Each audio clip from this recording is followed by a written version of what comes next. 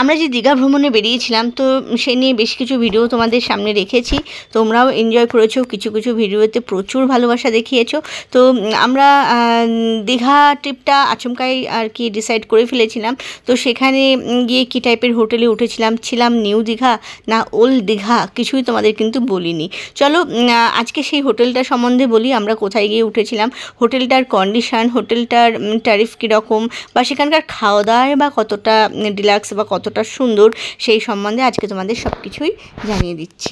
দেখো, এই ভিডিওটা একটু জগা খিচুড়ি হবে, কারণ বিভিন্ন রকম ক্লিপিংস কিন্তু এর মধ্যে থাকবে। আর আমি একভাবে কিন্তু ভিডিও করিনি হোটেল টোর দেওয়ার জন্য, সেজন্য হোটেলের ফ্রন্ট বলো বা রিসেপশন কিছুই আমি ক্যাপচার করিনি প্রথম দিকে।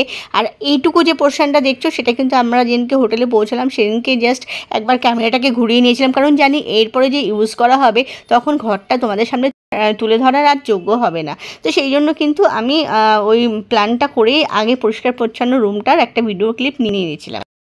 পাচ্ছ ডাবল বেড দিয়েছি, ডাবল বেড থেকে একটু বড় করে, এটা আমরা ডিলাক্স রুম নিয়েছি। হোটেল ট্যুরটা পরে দিয়ে দেবো, ঠিক আছে। এদের এখানে রেস্টুরেন্টটা রয়েছে, তো রেস্টুরেন্টে খাবারটা অর্ডার দিয়ে দিতে হবে ঝটপট। এটা আমি সোজা ব্যালকনিতে বেরিয়ে এসেছি, তো ব্যালকনি থেকে ভিউটা এরকম। আর এই যে অটো বা গাড়ি যাচ্ছে ধরো, তো সেটা কিন্তু হোটেলের ফ্রন্টের দিকটা। আর এই ব্যালকনি থেকে না অনেকটা দূর পর্যন্ত দেখা যায়। তো ওই যে ওই দিকের রাস্তাটা ক্রস করলেই কিন্তু সি বিচ স্টার্ট হয়ে যাচ্ছে। সকালের একটা ভিউ নিয়েছিলাম ব্যালকনি থেকে, আর এটা নিয়েছি সন্ধ্যের পরের একটা ভিউ। বিশ্বাস করো মারাত্মক লাগে না, সন্ধ্যের পর বলবো না, এটা মোটামুটি রাতের দিকে, রাত্রি 11টা সাড়ে 11টার দিকে নিয়েছিলাম, কারণ এই যে লোক চলাচল নেই, গাড়ি ঘোড়া নেই। তো এখন আমার মনে পড়লো এটা অনেক রাতে আমি ভিউটা মানে ক্যাপচার করেছিলাম। তো নিস্তব্ধ, বিশ্বাস করবে না, এটা মানে কি বলবো, সমুদ্রের সি বিচের কাছ থেকে রাস্তাটা পার হলেই জাস্ট আমাদের নিউ দীঘায় আর কি হোটেলটা ছিল। তো সেই হোটেলটার মানে দাঁড়িয়ে ব্যালকনিতে দাঁড়িয়ে না সমুদ্রের ডাকাডাকি হাঁকাহাঁকি সবই কানে আসছিল। আর একটা হাওয়াতে ভেসে আসার যে সমুদ্রের গর্জন, সেটাই নিস্তব্ধ ব্যালকনিতে দাঁড়িয়ে অনেকটা রাত্রিবেলায় এনজয় করার কিন্তু লেভেলই অন্যরকম হয়। যাই হোক, ব্যালকনির যে কোনো জায়গার আমার ভীষণ পছন্দ, সেটা পাহাড়ে যায় বা সমুদ্রে যেখানেই যায় না কেন। তো এখানকার বৈশিষ্ট্য এটাই যে ব্যালকনিতে দাঁড়িয়ে ভিউটাও নিতে পারছি, আর সাথে সমুদ্রের গর্জনটাও কিন্তু কানে ভেসে আসছে। আচ্ছা, এই যে এই হোটেলটায় রয়েছি আমরা, দেখতে পাচ্ছ, নাম হচ্ছে হোটেল বিচ পয়েন্ট। এটা হচ্ছে নিউ দীঘাতে। এই হচ্ছে ডাইনিং এরিয়া। একটা জন্য এসে খাবো কিনা জানি না, কারণ আমরা রুম সার্ভিস খেতে খুব পছন্দ করি, বেশ খাটের উপর বসে এসি ফেসি চালিয়ে। আচ্ছা, এটা একটা সিটিং অ্যারেঞ্জমেন্ট, ঠিক আছে। রিসেপশানের এখানেও একটা সিটিং অ্যারেঞ্জমেন্ট। চলো সামনে থেকে হোটেলটা দেখায়। নিউ দীঘাতে হোটেলগুলো না বেশ ভালো লাগে, প্রচুর অ্যাভেলেবেল হোটেল এখানে, তেমনি হোটেলগুলো কিন্তু দেখতেও খুব সুন্দর। আর এই যে রিসেপশান ঢুকেই, আর এই দিকটা চলে আসলে হচ্ছে ক্যান্টিন।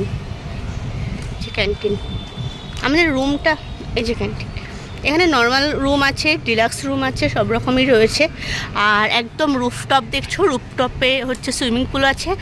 তো যারা ডিলাক্স রুম বুক করবে তারাই কিন্তু সুইমিং পুলটা এখানে ইউজ করতে পারবে। একমাত্র ডিলাক্স রুমের জন্যই কিন্তু সুইমিং পুল, ঠিক আছে।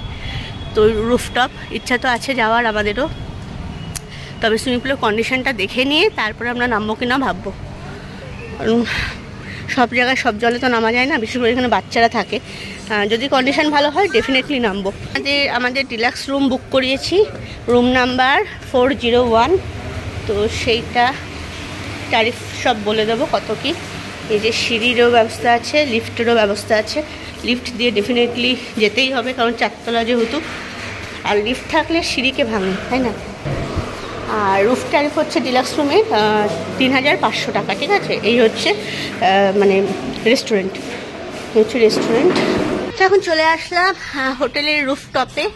এখানে একটা ছোট্ট সুইমিং পুল আছে, দেখি যাই। এই যে সুইমিং পুলটা, জলটা খুব একটা পরিষ্কার ছিল না, তবে ওদের বলার পর কিন্তু ওরা তুরন্ত জলটাকে পরিষ্কার করে দিয়েছে। কিভাবে কি করলো তা জানি না, তবে জলটা অনেকটাই ক্লিন লাগছিল। প্রথমে যা দেখেছিলাম, তো দেখলাম যে জলটা যথেষ্ট পরিমাণে ক্লিন করে দিয়েছে। শুধু আমরাই না, অনেক কটা ফ্যামিলি মিলিয়ে নেমেছিলাম। তো মাঝখান থেকে আমরা একটু সুইমিং পুলে প্রচুর পরিমাণে মজা করে নিয়েছি। আর এই একটা ব্যাপার আছে, যারা শুধুমাত্র ডিলাক্স রুম নেবে তাদের জন্য কিন্তু সুইমিং পুলটা অ্যাভেলেবেল।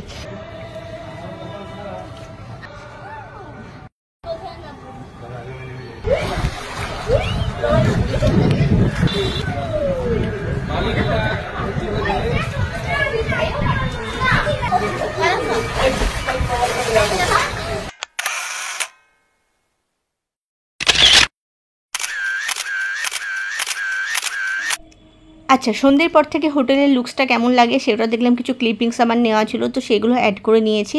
আর দেখতেই পাচ্ছ বেশ সুন্দর লাগছে, প্রত্যেকটা ফ্লোরে ফ্লোরে কিন্তু এত সুন্দর করে ডেকোরেশন করা আর সুন্দর করে লাইটিং দেওয়া। তো এটা নিউ দীঘাতে ছিল। নিউ দীঘার সি বিচ থেকে রাস্তাটা ক্রস করলে ঢুকলেই জাস্ট হোটেলটা চোখে পড়ে আর ভীষণই কাছে। তবে হ্যাঁ, নিউ দীঘাতে তোমার ঢেউ সাগর বলো বা জাহাজ বাড়ি বলো, বেরোলেই টোটোতে উঠতে হবে না, হাঁটা পথে। কিন্তু ওল্ড দীঘাতে স্নান ফানের ব্যাপার থাকে আর মানে বেশিরভাগ মার্কেটটাই তো ওল্ড দীঘাতে। তো এখান থেকে মোটামুটি টোটো করে যেতে 10 থেকে 15 মিনিট মতো লাগবে। আর টোটোর একই ভাড়া এখানে, সেটা হচ্ছে 100 রুপিস। তুমি একজন যাও কি 5 জন যাও। তাই যাই হোক, এখান থেকে টোটো করে আমরা ওল্ড দীঘাতে গেছি। আর এখন সন্ধ্যের দিকটা ক্যাপচার করছি, সেটা একটু ঘুরিয়ে নিচ্ছি। আগে তো তোমাদের দেখিয়ে দিয়েছি এটা ডাইনিং এরিয়া। ডাইনিং থেকে বেরোলেই সিঁড়ি, পাশে লিফট সবই রয়েছে।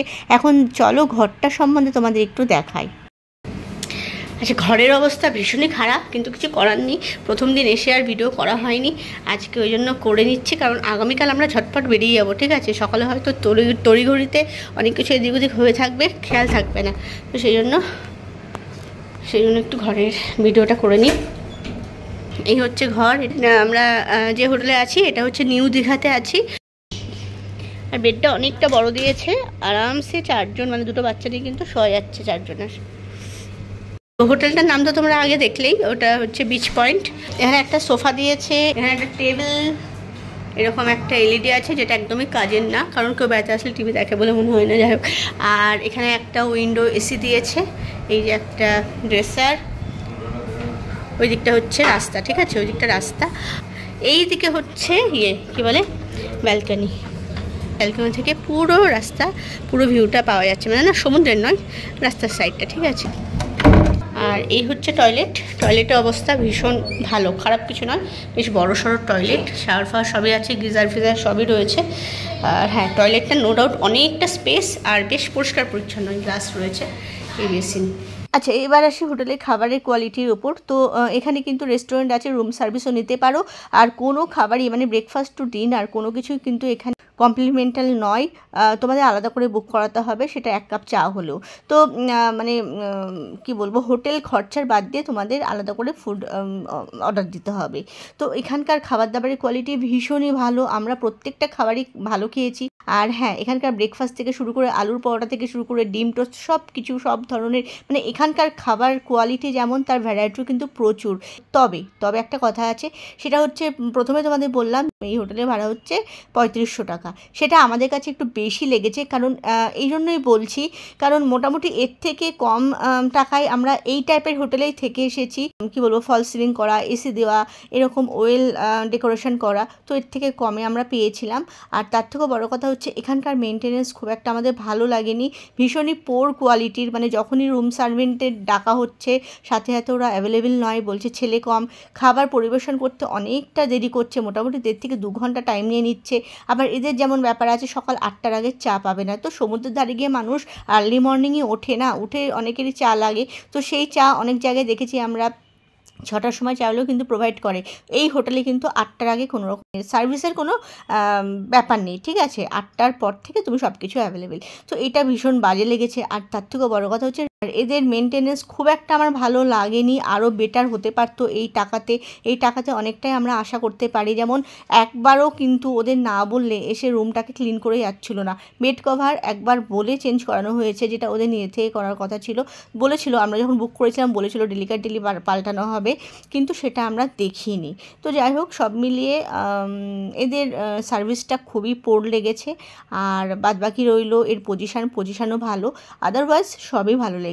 কিন্তু হ্যাঁ, এদের সার্ভিসের তুলনায় মানে বাজেটটা আমাদের একটু বেশি লেগেছিলো। তো আরেকটা কথা বলতেও বাধ্য হচ্ছি, এদের বিহেভিয়ার মোটেই কাস্টমারের প্রতি পোলাইট নয়। শুধু আমরাই নয়, আশেপাশে কয়েকটা রুমের সাথে এদের একটু মানে বাক্যালাপ হচ্ছিল, মতবিরোধ চলছিল। অনেকেই খুশি না রুম সার্ভিসের সাথে, সেটা দেখতে পেলাম। তো আমরাও সেটা হইনি, অনেস্ট রিভিউই দিচ্ছি। আর কি বলবো, মানে অন্যান্য হোটেলে গেলে আমরা যেভাবে মানে থাকি, যতটা আনন্দের সাথে থাকি বা সব কিছুই ভালো লাগে, এখানে যেন কোথাও একটা কিছু কমতি কমতি লাগছিল। সাথে তো বললাম এদের বিহেভিয়ার খুবই বাজে। তো অনেকটা বিরক্তর সাথেই ওখান থেকে আমরা বেরিয়েছি। আর হ্যাঁ, অনেকটা বিরক্তর সাথে আজকে রিভিউ দিতে বসলাম, অনেস্ট রিভিউ। বাদবাকি যেটা কাস্টমার আশা করে সেটা এদের কাছ থেকে কিন্তু আমরা পাইনি।